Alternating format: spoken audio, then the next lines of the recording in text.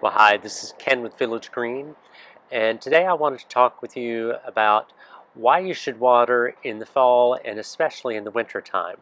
It's very common in this area for folks to turn off their sprinkler systems over the winter time, and that is exactly what you should not do, especially if you have St. Augustine and Zoysia lawns. St. Augustines are very susceptible.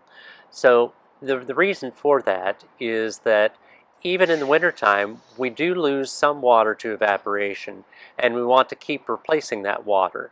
So in the wintertime, what we want to do is to water somewhere around 10 minutes per week per zone, somewhere in that range. Uh, and that's in the full sun. That's with spray heads. Rotary heads, you want somewhere around double or maybe not quite that much, so maybe 15 to 20 minutes.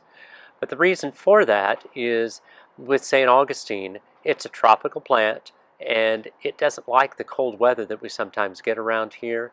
And the best protection that those roots can have is for that lawn to have water around those roots, and that will keep the roots from freezing out.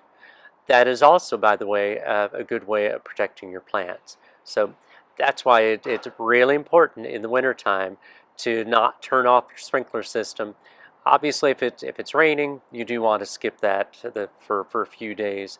But uh, if you want your lawn to really take off in the springtime, the real secret to that is watering in the fall and especially in the wintertime.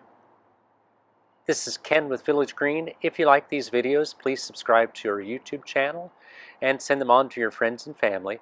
Ken with Village Green, growing plants, growing people, and growing trust.